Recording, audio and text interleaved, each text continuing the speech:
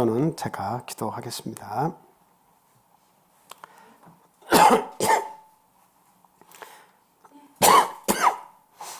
할렐루야. 사랑과 은혜가 충만하신 주 예수 그리스도 이름으로 기도합니다. 하나님 감사합니다. 이 세상의 온갖 죄악과 그리고 많은 사건과 사고 속에서 저희들이 살고 있지만 그 모든 두려움과 고통 가운데서 저희를 구원해 주시고 온전히 하나님을 믿고 또 하나님의 말씀 가운데서 살도록 인도해 주시는 애 참으로 감사합니다. 저희가 죄인 되었을 때 우리를 위해 친히 십자가에 대신 죽어주심으로 말미암아 우리에 대한 당신의 사랑을 확증하셨다고 하셨습니다. 우리를 위해서 당신의 독생자까지 내어주실 그 하나님, 모든 것을 다 내어주실 줄 믿습니다. 그런 하나님이 우리에게 계시고 우리와 함께 하시니 우리는 용기 백배하고 또한 우리 예수님을 믿는 믿음으로 이 세상과 싸워 담대히 싸워 이길 수 있는 그런 믿음의 용사가 되기를 간절히 소원합니다. 하나님, 그 모든 싸움에서 승리하고 또 주님의 이름을 높이 드높일 수 있는 저희의 삶이 될 수 있도록 하나님 함께하여 주시옵소서. 저희들이 하나님을 알고 또 하나님께서 저희에게 주신 그 인생의 참된 목표를 저희들이 깨달아서 그 삶을 저희들이 감당할 수 있기를 간절히 소원합니다. 참 저희들이 이 세상에 살면서 참 한눈 팔고 또 열심 내지 못하고 그리고 많은 두려움에 쫓기고 그리고 먹고 사는 일에 이렇게 지쳐서 살다 보니 하나님의 일이 두 번째, 세 번째로 이렇게 밀려날 때가 많이 있습니다. 하나님, 나약한 저희들의 믿음을 꾸짖어 주시고 온전히 하나님의 말씀을 쫓아서 참 하나님의 모든 뜻을 알고자 하고 열심을 내어서 하나님이 우리의 삶의 목표 1위가 되는 그런 삶을 살도록 주님 저희들에게 지혜와 총명을 또한 허락해 주시옵소서. 교회를 중심으로 또 우리 하나님과 예수 그리스도의 십자가를 중심으로 성령 충만과 말씀을 가지고 살아가는 용기 백배한 우리 참빛교회 성도가 다 될 수 있도록 하나님 함께 하여 주시옵소서. 하나님이 없는 곳에 우리 하나님을 알리는 우리 인생의 목표를 깨닫게 해 주시옵소서. 전도자의 입을 주시고 들을 귀를 주시고 그리고 감동시킬 수 있는 우리의 따뜻한 마음을 허락해 주시옵소서. 나만 믿어 구원받는 것이 아니라 나와 내 가정을 구원하고 더 나아가 내 이웃을 구원할 수 있는 그런 아름다운 믿음의 그 복음의 발을 가지고 주님의 복음을 전하는 저희들 되기를 간절히 소원합니다.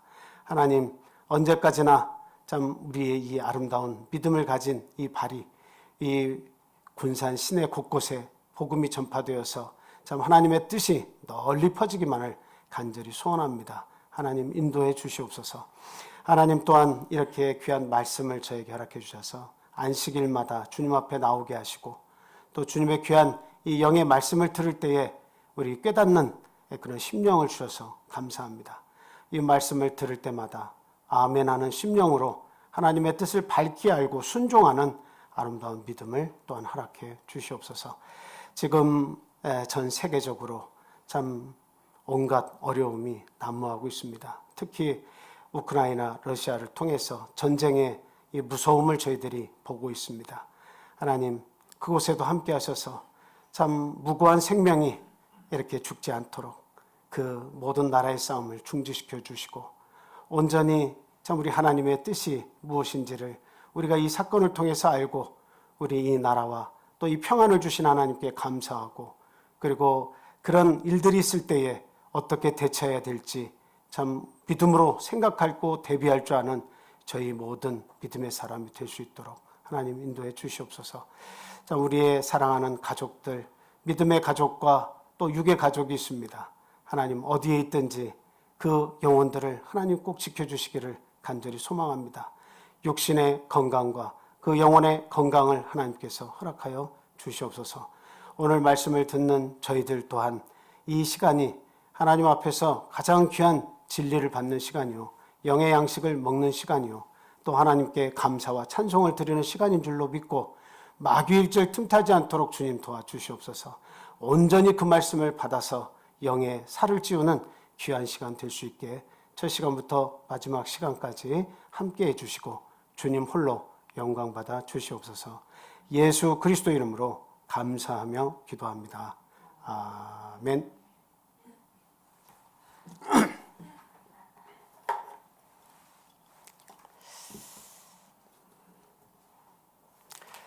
예수 그리스도 이름으로 하나님 말씀 전하겠습니다. 먼저 본문 말씀 찾아서 읽어보도록 하겠습니다. 오늘은 히브리서 5장 1절에서 14절까지 있는 말씀입니다. 현집사님께서 읽어주세요.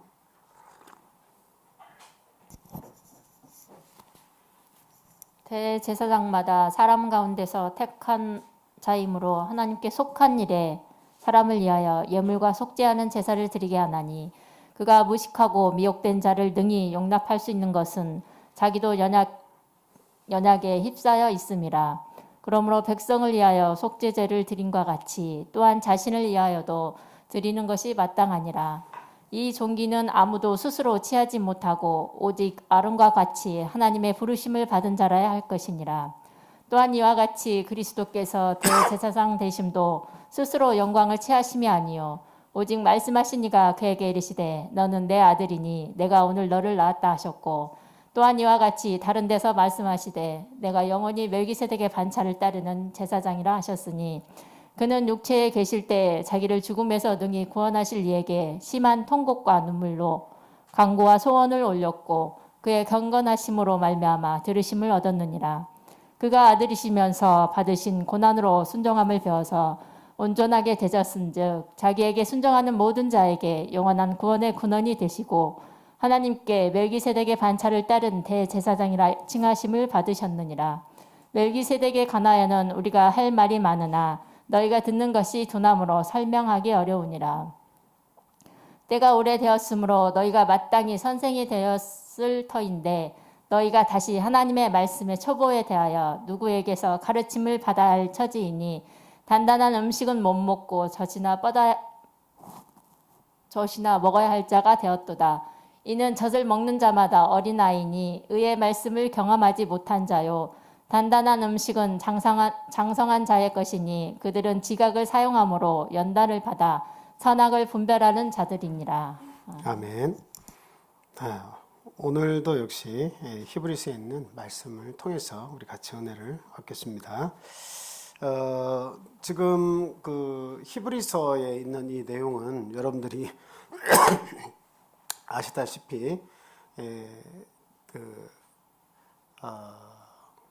유대교에서 기독교로 개종한 이 신자들이 오랜 신앙생활을 했지만 그 문제를 안고 있어서 다시 어려움이 왔을 때에 유대교로 회귀하려고 하는 그런 그 히브리인들, 유대인들을 대상으로 쓴 편지서다 이렇게 말씀을 드렸습니다.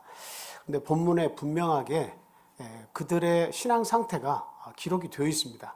먼저 그 본서의 수신자들 그들의 믿음의 형편이 어떠했는지를 먼저 첫 번째로 살펴보도록 하겠습니다. 자, 본문 11절에서 14절 말씀을 한번 다시 보겠습니다. 11절에서 보면요. 멜기세덱에 관하여는 우리가 할 말이 많으나 너희가 듣는 것이 두나무로 설명하기가 어려우니라 이렇게 얘기하고 있죠. 그러니까 이 말씀을 통해서 우리가 이 지금 상대의 그 믿음을 우리가 좀 어느 정도 알 수 있는 게 뭐냐면 멜기세덱에 관해서 내가 할 말이 진짜 많이 있기는 하지만 그 말을 다 하면 이 사람들이 이해한다 못한다? 못한다는 거예요. 둔해져 있다는 거죠. 그 뭔가 둔한 자들이라고 하는 하나님의 말씀을 제대로 들어서 그것을 깨우칠 정도로 돼야 되는데 오랜 믿음 생활을 했음에도 불구하고 둔해졌다라고 하는 거죠. 이상해요. 저희들은 초등학교를 마치고 중학교를 이렇게 올라가게 되면 초등학교 때에 그렇게 어려웠던 문제가 중학교에 올라가면 굉장히 쉬워 보이죠. 느낌 자체가. 그리고 중학교 때의 영어나 수학이나 어렵다고 생각한 문제들이 고등학교에 올라가고 대학교에 올라가서 그 문제를 보면 굉장히 쉬워 보이잖아요. 그러니까 고등교육을 계속 받아감을 통해서 시간이 많이 지나가면 지나갈수록에 어때요? 점점 더 많은 것을 알아져가고 그리고 그 학문의 체계와 질서 그리고 그 학문이 요구하는 그런 내용들을 우리가 어때요? 이게 이렇게 점점 더 많이 알게 되는 거죠. 그래서 더 어려운 문제를 접할 때도 이 받침이 되어 있어가지고 어려운 문제를 도전해서 그 문제를 또 우리가 풀 수 있게 되는 것이다 하는 겁니다. 그런데 이 신앙의 문제에 있어서 이 오랜 동안 신앙생활하면 더 나아져야 되는데도 불구하고 어떻게 돼가고 있다는 거예요. 지금 이 편지서를 읽어야 되는 많은 사람들이 어떻다는 겁니까? 오히려 둔해졌다라고 하는 겁니다. 둔해졌다. 저희들도 이 말씀을 듣고 한번 우리 스스로를 반성해 봐야 돼요. 하나님의 말씀을 들을 때마다 이게 더 새롭고 같은 말씀을 들어도 그 속에서 더 깊은 하나님의 은혜와 사랑을 또 깨닫고 그리고 하나님께 더 앞으로 더 가까이 나아가야 됨에도 불구하고 이게 뭐 아는 듯하고 모르는 듯하고 술에 술 탄 듯 물에 물 탄 듯 하면서 뭔가 알고는 있는 것 같은데 선생이 되지 못하는 그런 자리로 자꾸 나아가면서 점점 귀가 어때요? 둔해지고 그리고 그 마음의 양심도 둔해지고 깨닫는 마음도 점점 사라지고 있다라고 하는 겁니다. 그래서 여기서 둔해진다고 하는 것은 머리가 나빠서 어떤 말씀을 해도 이해를 못하는 둔해진 상태를 이야기하는 것이 아니라 노력하지 않음을 통해서 무뎌지는 것을 이야기하고 있습니다. 노력하지 않음을 통해서 무지한 상태에 빠져들어가는 그런 성도들을 지금 이야기하고 있는 것이다 라고 하는 겁니다. 자, 이런 어두워져가는 그런 사람들이 바로 이 편지서를 읽는 자들이다 라고 지금 얘기하고 있고요. 그 다음에 또 다음에 뭐라고 되어 있습니까? 때가 오래되었으므로 너희가 마땅히 선생이 되었을 터인데 너희가 다시 하나님의 말씀의 초보에 대하여 누구에게서 가르침을 받아야 할 처지이니 단단한 음식은 못 먹고 뭐 이렇게 쭉 돼 있죠. 저기 보니까 선생이 되어야 함에도 불구하고 선생은 되지 못하고 말씀의 초보를 다시 누군가에게 또 들어야 되는 그런 입장에 너희들이 놓여 있다라고 하는 거예요. 그러니까 말씀의 초보도 어땠다는 겁니까? 정확하게 알지 못하고 있다. 말씀의 초보도 정확하게 알고 있지 못한 상태로 돌아갔다라고 하는 거예요. 예. 저희들이 이 교회가 만들어지고 하나님께서 주셔서 교회 생활을 한지 예를 들면 5년이 되고 10년이 되었으면 그 시간이 지나감과 동시에 우리 신앙의 어떤 기본을 다 배웠죠. 그럼 그 신앙의 기본을 배우면 나중에 장성해서 뭐가 되어야 돼요?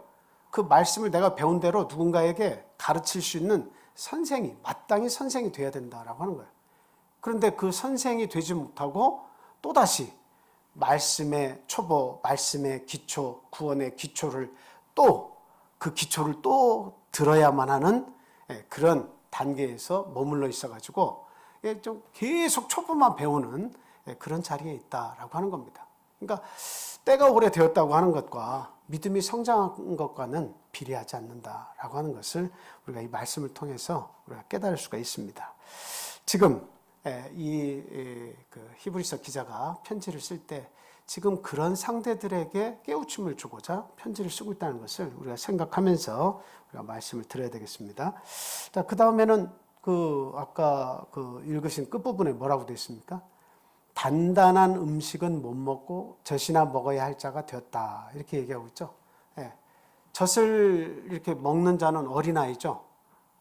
그러니까 이런 젖을 먹는 어린아이는 언제쯤이나 이유식을 먹고 언제쯤이나 단단한 음식을 이렇게 씹어서 삼킬 수 있겠습니까? 그 어린아이 때는 어쩔 수 없어요. 영양가가 있는 그 어린아이에게 참 먹기에 편안한 우유를 줄 수밖에 없죠. 근데 이 어린아이가 이제 1살이 되고 2살, 3살, 4살, 5살이 되고 10살이 되고 그 다음에 18 이렇게 20 이렇게 점점 청년으로 자라는데 계속 우유만 달라고 하면 되겠습니까? 우유를 주면 좋아하고 딱딱한 음식, 영양가 있는 음식 이런 것들을 주면 그것들을 거부하면 되겠느냐 이 말이에요. 근데 저희들이 신앙생활 하면서 이렇게 쭉 보면 모두가 다 그런 것은 물론 아니죠. 그런데 보면 딱딱한 음식이라는 게 뭐예요? 딱딱한 음식이라고 하는 것은 굉장히 어떻게 보면 이렇게 진짜 이렇게 믿음의 해석을 이렇게 요하는 굉장히 좀 중요한 문제들을 다룰 수 있는 그런 말씀들이 있습니다. 예를 들면 지금 멜기세덱에 관한 그런 말씀. 예수 그리스도는 멜기세덱의 반차를 쫓은 대제사장이다. 예를 들면 이런 문제는 굉장히 딱딱한 음식이에요. 이런 음식을 이렇게 설명을 들었을 때 내가 이해를 하고 그러구나 하고 이게 인식이 딱 되는 것은 그거는 제대로 성장을 한 겁니다. 근데 그 설명을 해도 뭔가 이해가 잘 안 되고 아무리 씹어도 이게 또 이해가 안 되고 이래버리면 어떡합니까? 그건 아직까지 그 딱딱한 음식을 먹을 때까지 자라지 못했다라고 하는 것을 우리가 알 수 있습니다. 그래서 참 예수님께서 육신을 입고 이 땅에 오셨다. 이 문제는 굉장히 쉬운 문제 같지만 굉장히 어려운 문제입니다. 이해하기가 어려워요. 어떻게 하나님이신 그 본체이신 하나님이 어떻게 육신을 입고 이 땅에 오셨을까? 이거 굉장히 어려운 문제입니다. 우리는 이미 그것을 믿고 그 믿음을 가지고 있으니까 그것을 왜 이해를 못해라고 하지만 이것은 굉장히 심오한 문제예요. 근데 그것을 믿음으로 이게 받아들일 수 있다고 하는 것은 이거 딱딱한 음식을 먹게 되었다는 거예요. 또 우리가 육체가 이제 죽으면 영혼과 육체가 분리되어서 우리가 사람이 죽지만 그러나 이것이 우리 인생의 마지막이 아니라 새로운 시작을 의미한다. 죽음은 곧 새로운 시작이고 그리고 부활이 있다. 예수님의 심판과 더불어서 그 부활된 몸이 영원한 천국과 영원한 지옥을 얻게 된다라고 하는 이런 사실들도 사실은 어때요? 정말 죽어봐야 알 수 있는 일이죠. 어느 누구도 직접 그것을 체험해서 우리에게 이해시킬 수 있는 일이 아니에요. 그런데 그것을 믿음으로 내가 받아들였다. 그것은 딱딱한 음식을 먹게 되었다는 것을 이야기합니다. 그러니까 믿음의 성장이 되면 이해가 되지만 그러나 이런저런 이야기들을 교회에서 성경 말씀을 풀이할 때 그냥 다 모든 것이 이해가 안 돼. 3년이 되고 6년이 되고 10년이 되어서 하나님의 말씀을 많이 들었는데도 모든 것이 다 새잡이야. 아이고 이거 들은 것도 같지만 그것을 내가 꼭 믿어야 해. 그거는 내가 영 못 믿겠는데 라고 이게 빙빙빙 제자리만 도는 듯한 그런 신앙생활 하는 사람이 있어요. 그래서 믿음이 없는 출애굽한 1세대 백성들이 광야에서 몇 년을 뺑뺑이 도는 거예요? 40년을 뺑뺑이 도는 거예요. 하나님께서 주시겠다고 하는 젖과 꿀이 흐르는 땅을 눈앞에 두고도 믿음이 없으니까 들어가서 누리지 못하는 거예요. 마찬가지입니다. 매일같이 참 부드러운 우유만 주세요. 먹기 쉬운 우유만 주세요. 라고 해서 그런 믿음의 기초만 계속 듣고 있으면 딱딱한 음식을 먹을 줄 모르면 영육 간의 성장을 하지 못합니다. 자발적인 믿음의 역사가 그 사람 속에서 역사를 못하게 되는 거죠. 그 사람은 어때요? 겉으로 볼 때는 멀쩡한 것 같지만 영혼이 성장하지 않은 그런 비정상적인 영혼이 돼서 그 인생 자체가 나중에는 부끄럽게 그 인생이 맞춰질 수 있다라고 하는 것을 우리들이 생각해 봐야 한다라고 하는 겁니다. 자, 그래서 우리는 이런 히브리서를 이 편지서를 지금 듣고 보는 이런 그 수신자들이 이런 모습이었다는 걸 생각할 때 그들만 그런 것이 아니라 우리도 같을 수 있다라고 하는 것을 우리가 꼭 생각을 하고 우리도 반성을 해야 되겠다 하는 말씀을 드립니다. 자, 그 다음에 이제 그 고린도전서 3장 2절 말씀 읽고 지나갈게요. 고린도전서 3장 2절. 자, 우리 같이 한번 읽어보겠습니다. 시작. 내가 너희를 젖으로 먹이고 밥으로 아니하였노니 이는 너희가 감당하지 못하였음이거니와 지금도 못하리라. 지금 고린도 교회에 보면 분쟁이 굉장히 많았죠. 분쟁이 많았어요. 거기에서는 여러 가지 성적인 부도덕적인 일도 있었고, 그리고 나는 개바파, 나는 예수님파, 나는 또 베드로, 아볼로파, 이렇게 막 파벌이 형성이 돼서 이렇게 어수선한 교회 분위기가 있었습니다. 그러니까 그 교회도 보니까 어떤 문제가 있었다는 것을 알 수가 있어요. 아직까지도 바울 사도는 계속 젖을 먹일 수밖에 없다. 너희들을 보니까 딱딱한 음식, 밥으로 너희들 먹이고 싶지만 너희들이 지금 상태가 내가 그것을 이야기한다고 해서 딱딱한 음식을 준다고 해서 너희들이 이해할 분위기가 아니다라고 하는 것을 이야기를 하고 있는 겁니다. 참 이와 같이 참 오래 믿은 것이 중요한 것이 아니라 그 믿음만큼 내 영혼이 성숙되었는가라고 하는 것이 이게 더 중요한 문제다라는 것을 알 수가 있습니다. 그래서 지금 이 기독교로 개종했다가 다시 유대교로 회귀하려고 하는 그들의 믿음의 상태가 지금 1절에서 4절에 나온 그런 모습이었다라고 하는 것을 우리가 알 수가 있습니다. 자, 그러면 오래 믿었지만 신앙의 성장을 이루지 못한 자들에게 이 본문 5장은 어떤 말씀을 우리에게 주시려고 하는 것인가? 그들에게 어떤 말씀을 주시려고 하는 것인가? 네. 자, 그럼 두 번째로 말씀을 드립니다. 예수 그리스도의 대제사장적 자격에 대해서 지금 이야기를 하고자 하는 것입니다.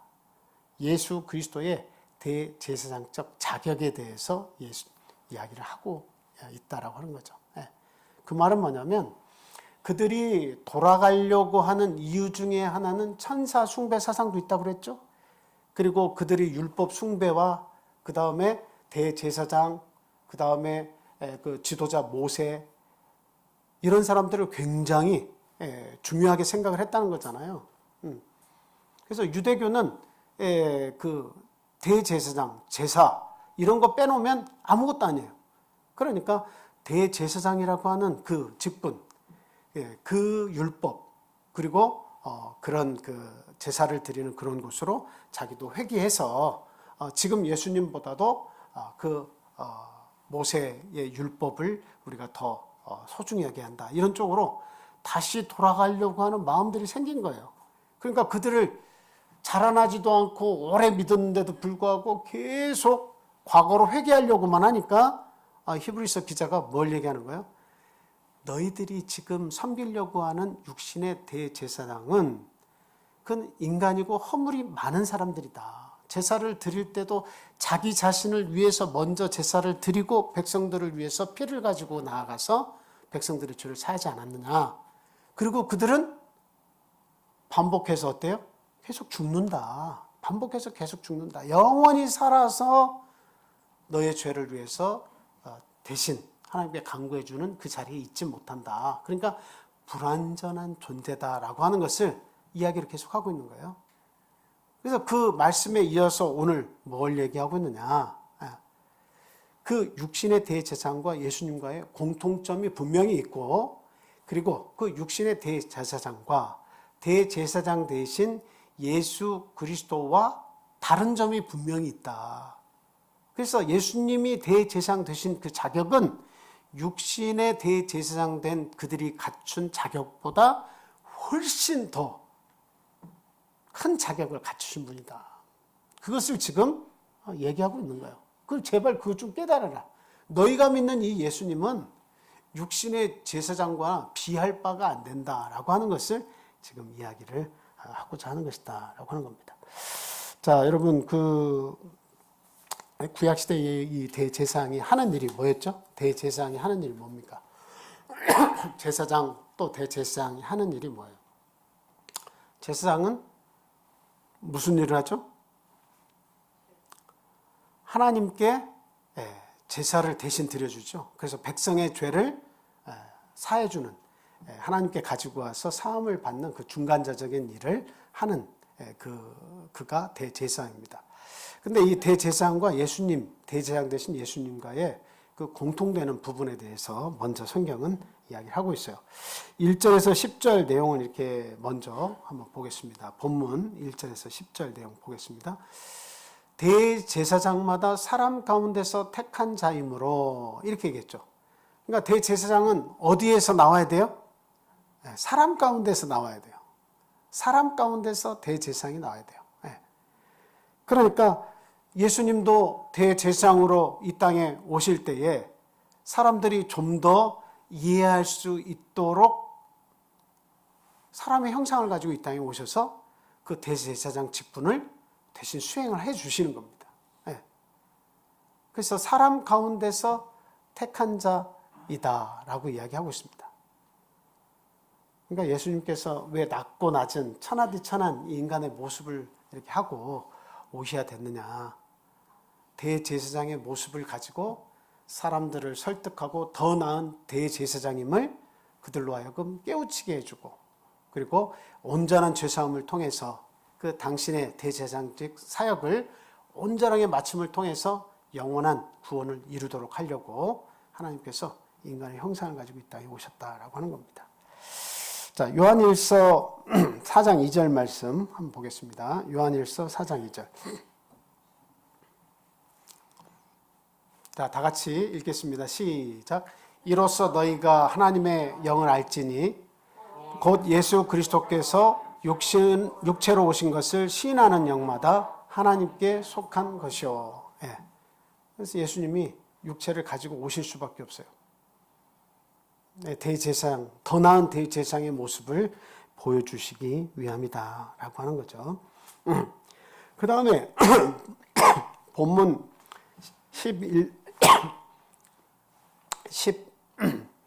본문 2절 거기에 이렇게 보면 뭐라고 또 되어 있습니까?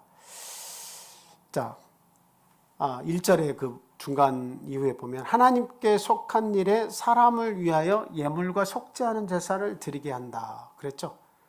하나님께 속한 일에 사람을 위하여서 예물과 속죄하는 제사를 드리는 일을 하는 것이 이게 대제사장입니다.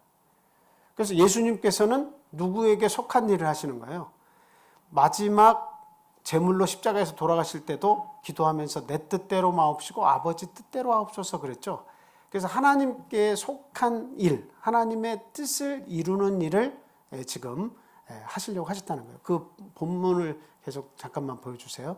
그래서 그 하나님이 당신에게 맡긴 사역을 다 감당하기 위해서 예수님은 그 사람을 위해서 죽어주는 그 일을 하셨다는 거죠.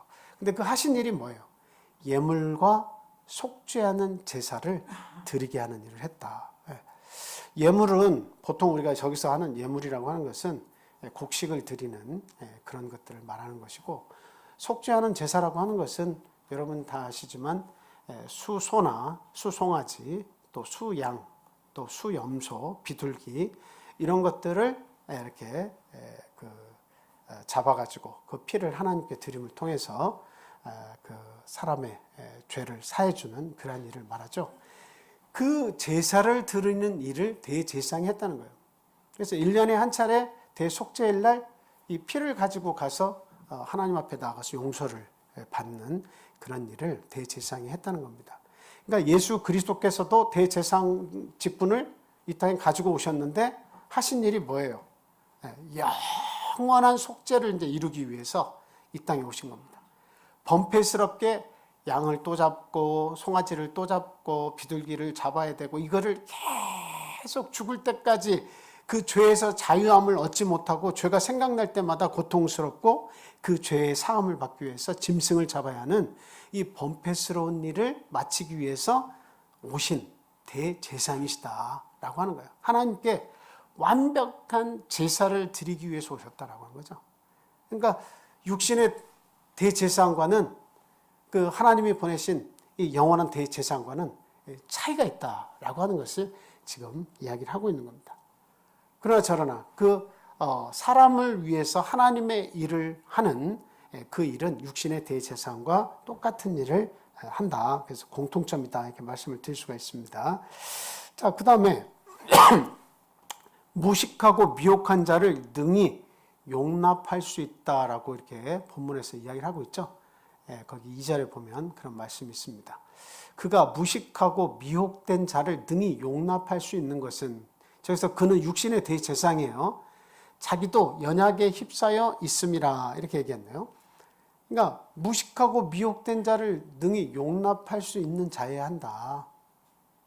그건 대제사장이 갖춰야 할 하나의 덕목이죠. 남을 불쌍히 여길 수 있어야 되는 거죠.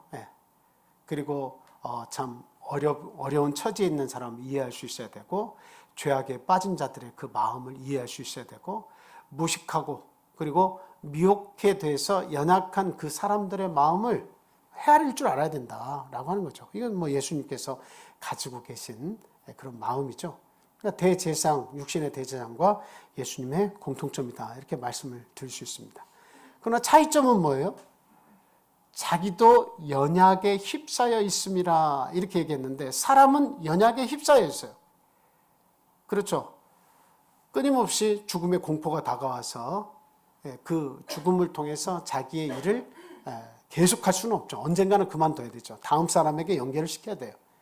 대제사장이라 할지라도 아무리 위대하고 거룩한 직책을 하나님께 받았다 할지라도 계속할 수가 없죠. 연약하죠. 죽음의 두려움이 오면 어쩔 수 없습니다.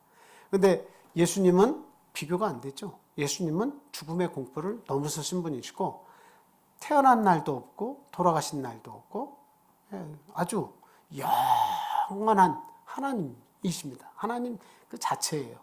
그렇기 때문에 영원한 대제사장이 되셔서 오늘까지도 우리와 함께 하신다. 과거에도 함께 하셨고 오늘도 함께 하시고 미래도 함께 하시는 분이 바로 영원한 대제사장 예수 그리스도시다 라고 하는 겁니다. 그래서 참 연약한 자를 긍휼히 여기시는 그 마음은 대제사장이나 오늘날 예수 그리스도나 같이 가지고 있는 덕목이지만 그러나 연약에 휩싸여 있다고 하는 것은 육신의 대제사장에 한한다라고 하는 것을 알 수가 있습니다. 자, 그 다음에 8절에 보니까 그러므로 백성을 저기 앞에 1절 2절 나와 있는 앞쪽 부분 3절 그러므로 백성을 위하여 속죄제를 드림과 같이 또한 자신을 위하여도 드리는 것이 마땅하니라 이렇게 했죠. 지금 이 말씀은 공통점은 아닙니다. 백성을 위하여 속죄제를 드리는 것처럼 자기 자신을 속죄의 제물로 드리는 것은 이거는 어떻게 보면 공통점이라고 말씀을 드릴 수가 있겠습니다만 자기 자신을 위해서 자기의 죄를 위해서 드리는 건 아니에요. 그런데 육신의 대제사장은 반드시 자기의 죄를 위해서 먼저 속죄하고 나서 백성의 죄를 속죄하기 위해서 다시 피를 가지고 나가야 돼요. 왜 그래요? 자기가 연약하니까 자기도 알게 모르게 지은 죄가 있으니까 하나님 앞에 죄인된 모습으로 나가면 안 되니까 먼저 자기의 죄를 속죄하는 피를 가지고 가서 하나님께 용서를 구해야 돼요. 그리고 나서 백성의 죄를 가지고 가서 또 속죄의 피를 또 가지고 가서 용서를 받아야 된다라고 하는 거죠. 그러나 예수님께서 대제사장이 되셔서 하시는 일은 자기 자신의 죄를 속죄하기 위한 것이 결코 아니다라고 하는 거예요. 예수님은 죄가 없으시죠? 그러니까 자기를 위해서 속죄할 필요는 없습니다. 그런데 그 모든 인류의 죄를 사시기 위해서 스스로가 죄인의 자리에 사셨다라고 하는 거죠. 스스로 죄인의 자리에 쓰셨다라고 하는 겁니다. 로마서 3장 9절에서 12절 말씀 보겠습니다. 로마서 3장 9절에서 12절 같이 읽겠습니다. 시작. 그러면 어떠하냐? 우리는 나으냐? 결코 아니라 유대인이나 헬라인이나 다 죄 아래 있다고 우리가 이미 선언하였느니라. 기록된 바 의인은 없나니 하나도 없으며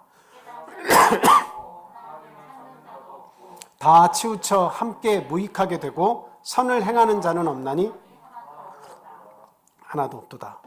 그러니까 지금 다 해 아래에서 있는 많은 사람들은 다 어떻다는 거예요? 다 의인은 없고 다 죄인이다라고 하는 거예요.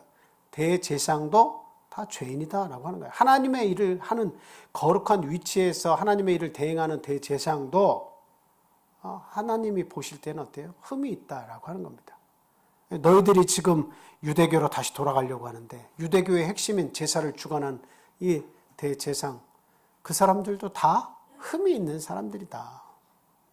그런데 예수 그리스도는 흠이 없는 분이시다라고 하는 거예요. 그렇지만 그는 가장 낮은 자세로 이 땅에 오셨다. 죄인의 신분을 자청해서 오셨다. 그래서 모든 인류의 죄를 대신 짊어지시고 죄 가운데에서 그들의 죄를 가지고 있는 그 가운데서 십자가에 돌아가 주셨다라고 하는 거죠. 자, 요한일서 1장 8절에서 10절 말씀입니다. 요한일서 1장 8절에서 10절. 자, 같이 읽겠습니다. 시작. 만일 우리가 죄가 없다고 말하면 스스로 속이고 또 진리가 우리 속에 있지 아니할 것이요 만일 우리가 우리 죄를 자백하면 그는 미쁘시고 의로우사 우리 죄를 사하시며 우리를 모든 불의에서 깨끗하게 하실 것이요 만일 우리가 범죄하지 아니하였다 하면 하나님을 거짓말하는 이로 만드는 것이니 또한 그의 말씀이 우리 속에 있지 아니하니라. 결과적으로 자기가 스스로 죄인이 아니다, 나는 범죄하지 아니했다라고 하는 것은 그 속에 하나님이 계시지 않는다, 거짓말하는 것이다 라고 지금 이야기를 하고 있는 것입니다. 그래서 지금 모든 인간이 그렇듯이 너희가 그렇게 참 섬기고자 하는 그 아론의 반차를 쫓은 그 대제사장 역시도 죄가 있는, 흠이 있는 사람이다 라고 하는 것을 분명히 얘기하고 있습니다. 자, 그 다음에 이제 하나님의 부름을 입어야 한다라고 본문에서 얘기하고 있습니다. 그 4절 5절 있는 말씀 본문 한번 보여주세요. 자, 이 존귀는 아무도 스스로 취하지 못하고 오직 아론과 같이 하나님의 부르심을 받은 자라야 할 것이니라. 그렇죠? 자, 여기서 보니까 아론과 같이 하나님의 부르심을 받은 자라야 할 것이다. 그러니까 내가 아무리 그 대제사장직을 내가 하고 싶어도 내가 선택해서 내가 대제사장 이제 할래요, 이렇게 한다고 해서 할 수가 있는 거예요? 할 수 없는 거예요? 할 수 없습니다. 누가 그것을 주셔야 그것을 할 수 있는 거예요? 오직 하나님께서 주셔야 그 일을 감당할 수 있는 것이다, 이렇게 말씀하고 있습니다. 출애굽기 29장 4절에서 9절 말씀 보겠습니다. 자, 같이 읽겠습니다. 시작. 너는 아론과 그의 아들들을 회막문으로 데려다가 물로 씻기고 의복을 가져다가 아론에게 속옷과 에봇 받침, 겉옷과 에봇을 입히고 흉패를 달고 에봇에 정교하게 짠 띠를 띠게 하고 그의 머리에 관을 씌우고 그 위에 거룩한 패를 더하고 관유를 가져다가 그의 머리에 부어 바르며 그의 아들들을 데려다가 그들에게 속옷을 입히고 아론과 그의 아들들에게 띠를 띄우며 관을 씌워 그들에게 제사장의 직분을 맡겨 영원한 규례가 되게 하라. 너는 이같이 아론과 그의 아들들에게 위임하여 거룩하게 할지니라. 네. 지금 이것은 모세에게 지금 이야기해서 그 형 아론으로 하여금 첫 번째 대제사장으로 삼으라는 이야기죠. 그리고 그의 아들들을 함께 거룩하게 해서 그 제사장직을 수용할 수 있도록 그렇게 하라는 겁니다. 그러니까 아론이 대제사장직을 수행을 하고 나서 죽으면 그 다음 계속 그 대제사장직은 누구에게로 일임이 되는 거예요? 아론의 아들들에게 계속 위임이 되는 겁니다. 저것은 지금 제사장 위임식에 관한 그런 내용이죠. 하나님께서 그렇게 하라고 모세에게 시킨 거예요. 그래서 지금 이 대제사장과 제사장 직분은 어느 지파만 할 수 있는 겁니까? 12지파 가운데 레위 지파만 할 수 있는 일이죠. 레위인들이 할 수 있는 일들이 주로 뭐였어요? 제사장 직분과 성전에서 봉사할 수 있는, 성막에서 봉사할 수 있는 일을 감당하는 것을 레위인들이 이렇게 했다라고 하는 겁니다. 그 중에 그 레위의 자식들이 누구가 있었어요? 성막을 옮기려고 하면 이게 고개가 좀 무겁다 이렇게 생각하시고 고개무 이렇게 생각하세요. 그래서 고핫, 무라리, 고개, 게르손, 고개무, 고핫, 게르손, 무라리 이렇게 생각하시면 됩니다. 고개무, 고개가 무, 성막을 그들이 다 옮겼잖아요, 그죠? 그래서 이제 고핫 자손, 그 아론이 속해 있는 이 고핫 자손에서 계속 그 밑에서 누가 나오는 거예요? 대제사장이 계속 나오는 겁니다. 근데 이제 나중에 보면 그 마카비 시대에 그 이제 대제사장 직분이 이제 그 돈을 주고 사거나 아니면 권력의 힘을 입어가지고 그 고핫 자손이 아닌 레위 자손이 아닌 사람이 그것을 이제 감당하게 되는 경우도 이제 나타납니다. 뭐 베델레우스라고 하는 그런 사람이 제사 직분을 매매해서 또 그 일을 감당하는 그런 일들도 나타나는데요. 그러니까 이제 그 직분이 제대로 쭉 이어가지를 못하는 거예요. 인생은 여러 가지로 부족하고 흠이 많고 또 시대가 어떻게 변할지를 모르니까 이 대제사장 직분은 굉장히 참 불투명한 것이죠. 그런데 이제 그 그림자적으로 끊임없이 대제사장을 보여줘 왔지만 진짜 너희가 속죄함을 입고 완전한 속죄, 끊임없이 불완전한 인간이 대제사장이 되어서 드려야 되는 그런 속죄가 아닌 완벽한 한 번의 제사를 통해서 끝내주실 그 영원한 대제사장이 너희들에게 오셨지 않았냐.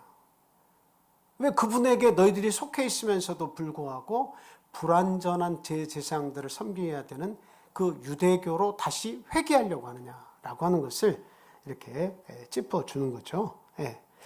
어쨌든 지금 하나님의 부름을 입었다고 하는 차원에서 보면 육신의 대제사장과 예수 그리스도 대제사장 직분을 가지게 된 예수 그리스도와는 공통된 부분이 여기에도 있습니다. 자, 요한일서 4장 9절에서 10절 말씀입니다.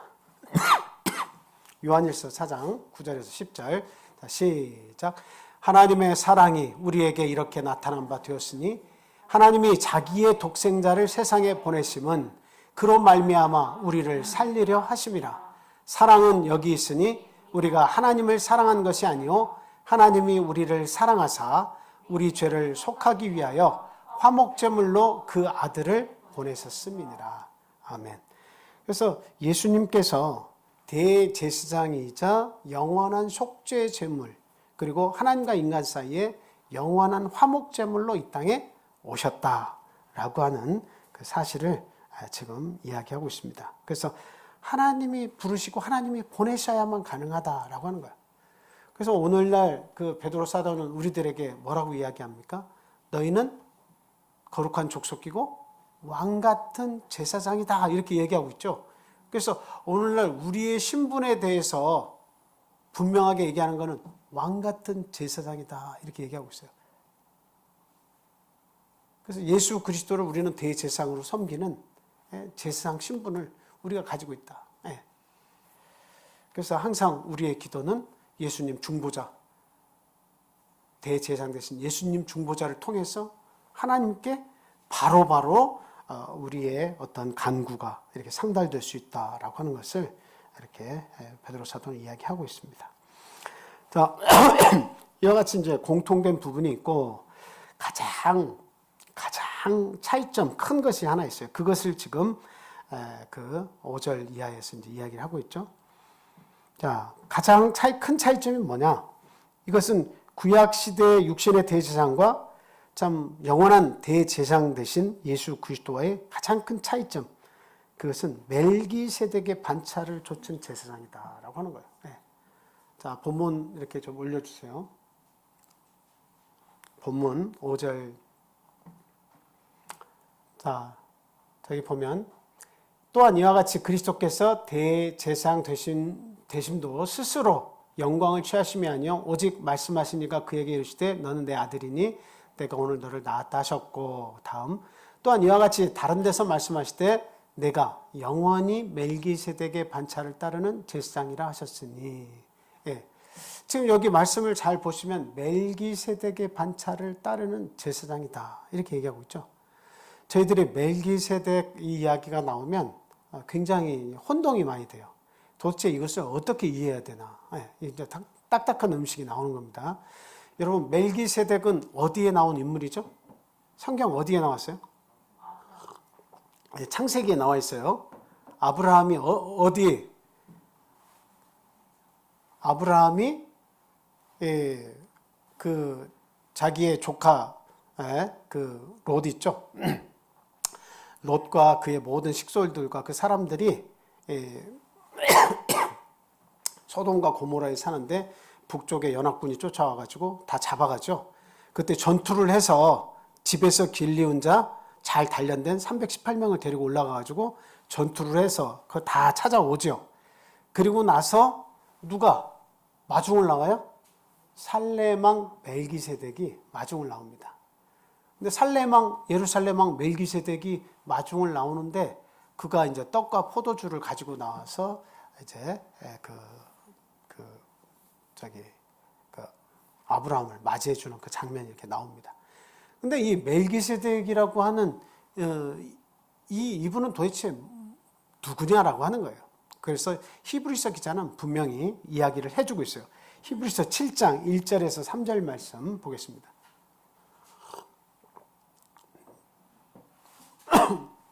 자, 우리 같이 읽겠습니다. 시작. 이 멜기세덱은 살렘 왕이요 지극히 높으신 하나님의 제사장이라. 여러 왕을 쳐서 죽이고 돌아오는 아브라함을 만나 복을 빈 자라. 아브라함이 모든 것의 10분의 1을 그에게 나누어 주니라. 그 이름을 해석하면 먼저는 의의 왕이요 그 다음은 살렘 왕이니 곧 평강의 왕이요 아버지도 없고 어머니도 없고 족보도 없고 시작한 날도 없고 생명의 끝도 없어 하나님의 아들과 닮아서 항상 제사장으로 있느니라. 자, 한번 여러분 상상의 나래를 펴고 멜기세덱이 도대체 어떤 분인가 한번 상상을 해보세요. 그 앞구절 다시 보여주죠. 저기 보면 아버지도 없고 어머니도 없고 족보도 없고 시작도 없고 끝도 없다고 지금 얘기하고 있죠. 누구예요? 저 말씀만 그대로 보면 저분이 누구예요? 예수 그리스도시고 하나님이시죠. 하나님이시죠. 그래서 결론적으로 이야기하면 눈으로 보이게 살렘의 왕으로서 그때도 계신 분이 계셨지만 그분은 하나님과 인간 사이에 제사장적인 일도 하시면서 예루살렘의 왕으로도 계시면서 시작한 날도 없고 끝도 없고 아버지도 없고 어머니도 없고 족보도 없어요. 그런 일을 하신 분이 멜기세덱이다라고 하는 거예요. 근데 눈으로는 나타나셨다 이 말이에요. 눈으로 나타나셔서 아브라함도 만나 주셨다는 거예요. 근데 우리 구약 시대는 모두가 다 구약에서의 지금 이렇게 나타나는 모든 구약 시대가 사람들이 경험한 이 모든 내용은 뭐에 해당한다고 우리는 배웠습니까? 그림자에 해당한다. 그때 아브라함이 뭐든 실체처럼 여기고 살았지만 오늘날 예수 그리스도가 오시고 난 이후에 우리 신약시대 사람들은 구약을 볼 때 뭐라고 볼 수 있는 거예요? 우리의 입장에서는 그림자라고 볼 수 있는 겁니다. 뭔가를 나타내 주시려고 한 내용들이 구약에서의 사람들이 삶을 통해서 보여준 거예요. 그러니까 살레망 멜기세덱 시작도 없고 끝도 없으면서 아버지도 없고 어머니도 없고 제사장이면서 왕으로서 계신 분, 그분을 나타내 주셨고 아브라함도 그에게 가서 복을 받았는데 10분의 1을 드리고 복을 받았는데 그분의 실체가 누구라는 것을 이야기하고 있는 거예요. 바로 예수 그리스도다라고 하는 것을 이야기하고 있는 거예요. 예수님도 실체로 오셨잖아요. 하나님 본체이시면서 실체로 오셔서 모든 왕의 왕이 되시고 그리고 대제사장적인 직분을 또 행하셨고 그리고 그분은 영원한 속죄를 이루셨고 축복하시고 그렇죠? 그래서 이 멜기세덱, 영원한 멜기세덱, 살레망 멜기세덱, 의왕 평강의 왕인 이 멜기세덱은 예수 그리스도를 예표하는 인물이다라고 하는 것을 우리가 볼 수가 있습니다. 그러니까 우리가 어떤 믿음의 입장에서 보면 그게 훤히 보이는 거예요. 구약시대의 멜기세덱이나 신약시대의 예수 그리스도나 의의 왕이고 평강의 왕이시고 다 같은 분이다라고 하는 것을 우리가 영의 세계에서 눈을 떠서 보면 알 수가 있는 거예요. 하나님 본체를 얘기하고 있는 거예요. 오늘날 다른 어떤 교파에서 얘기하기를 우리가 하나님 아버지 하고 기도하고 독생자 예수라고 하니까 하늘 아버지가 있으면 하늘 어머니도 계셔야 된다 이렇게 얘기를 하잖아요. 그것은 결코 맞지 않는 이야기죠. 아버지도 없고 어머니도 없고 족보도 없고 이게 하나님의 모습입니다. 아버지도 없고 어머니도 없고 족보도 없고 시작도 없고 죽는 날도 없는 것이 하나님의 이야기예요. 하나님에 관한 것입니다.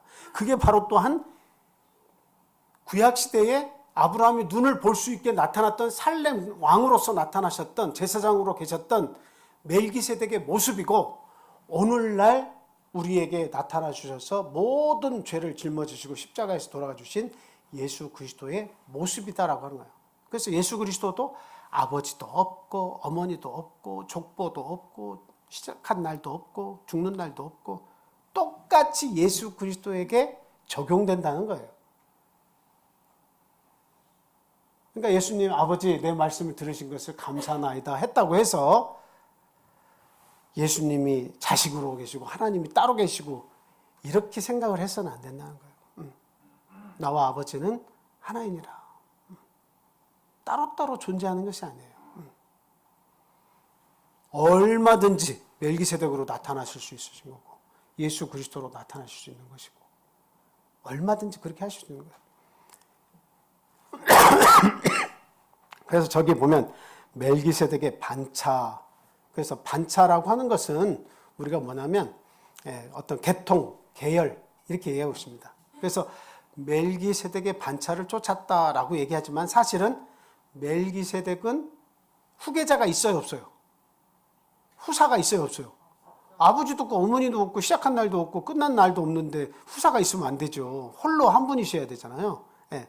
그러니까 반차를 쫓았다고 해서 그 계통에서 뭐 태어나서 오셨다 이런 개념이 아니고 바로 멜기세덱과 같은 유형의 대제사장이시다.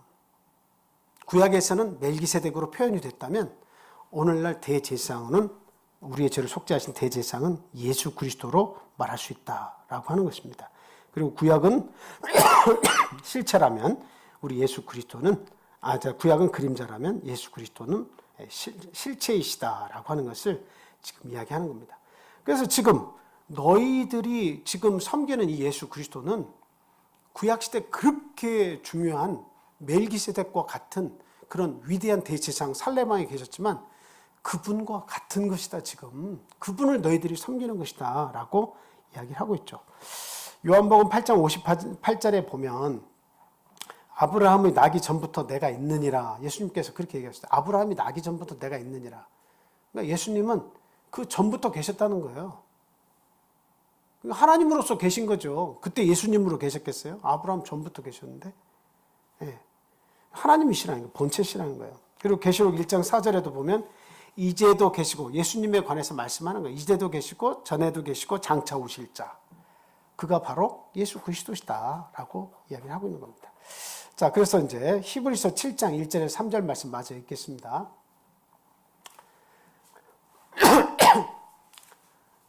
자, 저기에서 이렇게 보면 3절에 보면 아버지도 없고 어머니도 없고 족보도 없고 시작한 날도 없고 생명의 끝도 없이 하나님의 아들과 닮아서 항상 제사장으로 있느니라. 하나님의 아들과 닮아서 항상 제사장으로 있느니라. 그러니까 저기서 하나님 아들과 닮았기 때문에 따로 계신 게 아닙니다. 그러니까 하나님의 아들과 같은 존재로서 그때 계셨다 이 말이에요. 아브라함 때 계셨는 거죠. 그래서 항상 제사장으로 계신다. 그러니까 지금 그분이 누구라는 걸 지금 얘기하고 있는 거예요. 히브리서 기자는 지금 7장에서 지금 이야기하는 건 누구에 대한 이야기예요, 저게. 멜기세덱에 대한 이야기를 계속하면서 이와 같은 존재가 그 실체가 누구냐? 예수 그리스도다. 하나님의 아들과 닮은 것은 멜기세덱이 올 때의 모습이었다면 진짜 하나님의 아들로서 오신 자는 예수 그리스도다. 너희가 그분을 믿고 섬기는 것이다. 그러니까 구약시대의 멜기세덱, 신약시대의 멜기세덱은 예수 그리스도. 살렘왕, 의의 왕, 평강의 왕, 구약시대. 오늘날에는 구원의 주, 모든 왕의 왕, 의의 왕, 평강의 왕은 예수 그리스도. 예수님은 아브라함 때도 계셨지만 아브라함 이전부터 계시니까 영원토록 우리 예수님은 언제 때부터 우리와 인류와 함께 하신 거라는 얘기예요. 영원토록 우리와 함께 하신 대제사장 직분을 가지고 계신 영원한 의의 왕이고 평강의 왕이시다라고 하는 거예요. 아브라함 때부터 계신 것도 아니에요.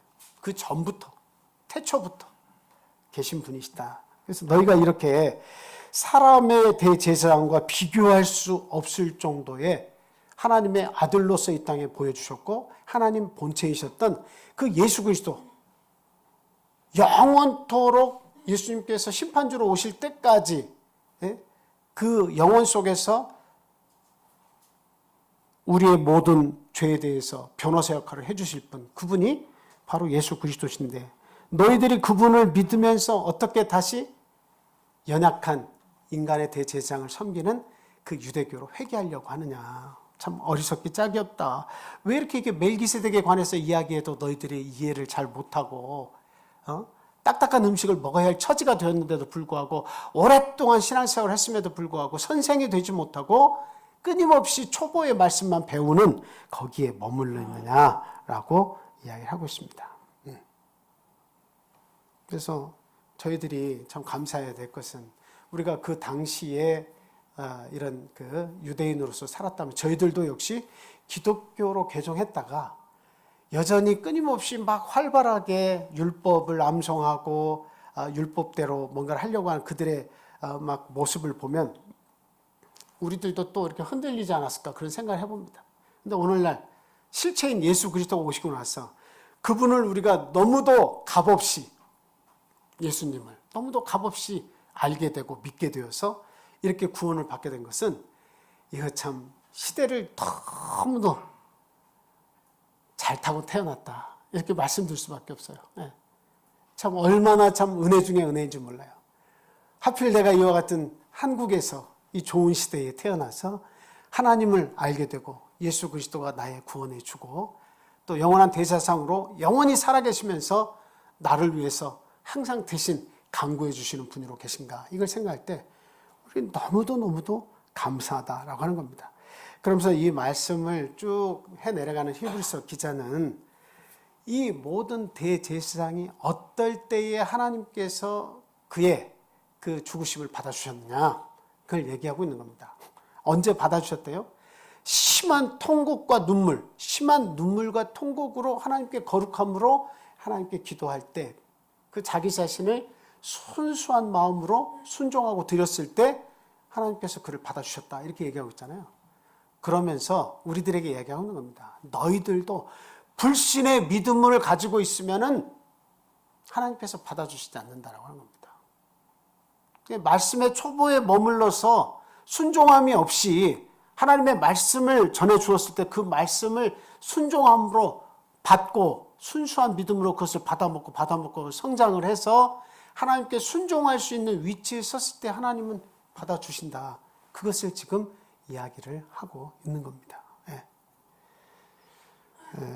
우리 마지막으로 한 구절만 읽고 마치도록 하겠습니다. 참 예수 그리스도의 진리의 말씀에 순종함으로 구원을 마지막까지 이루어 나갈 수 있는 저와 여러분이 되셔야 되겠어요.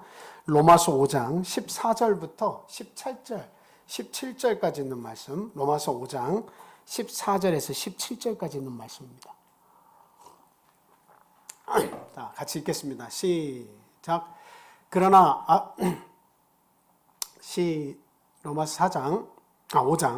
5장 14절에서 17절 14절에서 17절 제가 이거는 말씀을 안 드렸네요.